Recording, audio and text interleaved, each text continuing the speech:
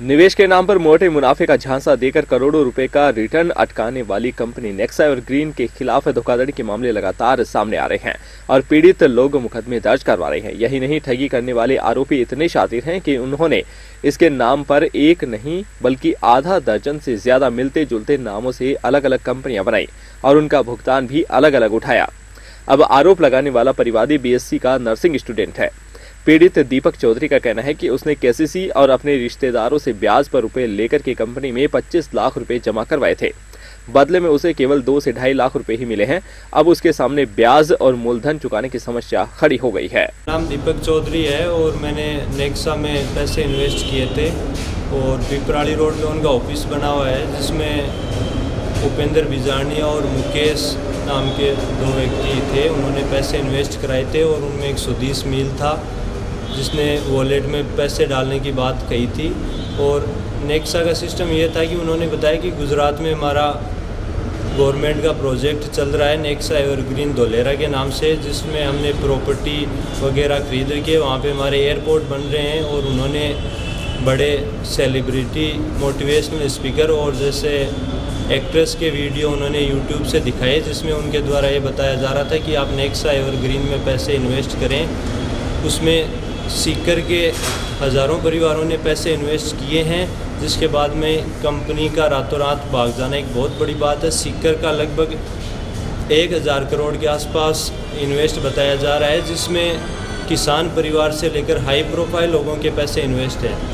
और SP sir का भी निवेदन है कि ज़्यादा से ज़्यादा लोग सामने आएँ ताकि मामले की जांच को बढ़ाया जाए। आपके कितने रुपए लगे? 25 लाख। कहाँ से लाए थे आप रुपये? ये पैसे केसीसी और बाजार से उधार लेकर लगवाए थे और साथ में कई और लोगों ने भी लगाए। आप क्या करते हो? मैं स्टूडेंट हूँ और खेती करते हैं। किस तरह से दिए थे पैसे? किस तरह से क्या किस रसीद पैसे का इन्वेस्ट रसीद नहीं मिलती थी, ऑफिस में कैश जमा करते थे और बाकी पैसे आरटीजीएस के द्वारा बैंक में नेक्सा के अकाउंट में ट्रांसफ़र किए गए। आपके थे पूरे रुपये और भी कड़ी जुड़ी हुई आपसे? हाँ नहीं, ऐसे तो सीकर में बहुत लोग हैं जिन्होंने एक के नीचे एक लगा रखे हैं। उसमें ऐसा था कि अगर आप नीचे किसी मेंबर को जोड़ते हो तो उसमें आपको 200 रुपये का हर मंगलवार को प्रॉफिट मिलता है। तो आपने जोड़ा करा किसी को? नहीं, हमारे नीचे नहीं थे, बाकी हमारे खुद के ही थे। नाम बता। दीपक चौधरी। रिपोर्ट दर्ज करा दी आपने? जी, मैंने कल उद्योगनगर में रिपोर्ट दर्ज करवाई है इसके संज्ञान में। कहाँ रहते हो आप? मैं सीकर पालवास। वहीं सत्यवीर ने बताया कि उसने बैंकों से गोल्ड लोन, केसीसी लोन और गाड़ी पर रीफाइनेंस करवाकर करीब 42 से 45 लाख रुपए कंपनी में निवेश किए थे। सत्यवीर ने बताया कि कंपनी के मालिक उसके पड़ोसी ही थे, ऐसे में उसने विश्वास में आकर के निवेश कर दिया था। सत्यवीर सिंह नाम है, शिव सिंहपुरा हाउसिंग बोर्ड का निवासी हूँ मैं, गाँव तारपुरा। नेक्सा एवरग्रीन नाम से कंपनी आई थी हमारे गांव के पड़ोस में। कुदन गांव है और पन्नावा गांव है, वहाँ के निवासी थे रणवीर सिंह बिजानिया और बनवारी लाल महरिया। ये दोनों आए, साथ में सुभाष जी भी थे। और इनकी रणवीर जी की पत्नी खुद को पुलिस में बताया था सीकर एसपी ऑफिस में, वो भी साथ में थी। और बनवारी जी की पत्नी जो खुद को स्वास्थ्य विभाग में कर्मचारी बता रही थी, वो भी साथ में थी। इन्होंने बताया कि हमारी कंपनी है गुजरात में नेक्सा के नाम से, जो कि नरेंद्र मोदी जी के प्रोजेक्ट धोलेरा में हिस्सेदार है। उन्होंने इसके ब्राउज़र भी दिखाए हमें, प्लॉट्स के टेम्पलेट्स भी दिखाए थे। ये बता के कि यहाँ पे आप इन्वेस्ट करोगे तो आपको वीकली पेमेंट मिलेगा, आप पेमेंट लेना चाहो तो पेमेंट ले सकते हो, अदरवाइज आपको वहाँ पे प्रॉपर्टी अलॉट की जाएगी। कुछ महीनों तक हमें पेमेंट मिला था, लेकिन वो पेमेंट वापस री इन्वेस्टमेंट करवाते गए कंपनी में। एंड में जब हमें पता लगा कि शुक्रवार को की कंपनी बंद हो गई है, तब हमने उनसे संपर्क किया। उनके सबके फ़ोन बंद आ रहे थे। ऑफिस में गए, ऑफिस में भी ताला लगा हुआ था। अब उनसे कोई संपर्क नहीं हो पा रहा है। ये पैसे आपने कितने लगाए, कहाँ से ले रहे हैं आप? पैसा मैंने महाराष्ट्र बैंक से, बड़ौदा बैंक से और इनसे लोन ले रखा है। प्लस एक हमारी गाड़ी है, उस पर रीफाइनेंस करवाया था 9 लाख रुपए का। 13 लाख रुपए का मेरा बैंक ऑफ महाराष्ट्र से गोल्ड लोन चल रहा है। 6 लाख रुपए का मेरा bank of Baroda Pipradi road branch KCC केसीसी चल रहा है। कुछ पैसे हमारे सेविंग के थे जो हमने सेव कर रखे थे। कुल कितने पैसे लगाए आपने? हमारा कुल अप्रोक्सीमेटली 42 से 45 लाख रुपए के बीच में है।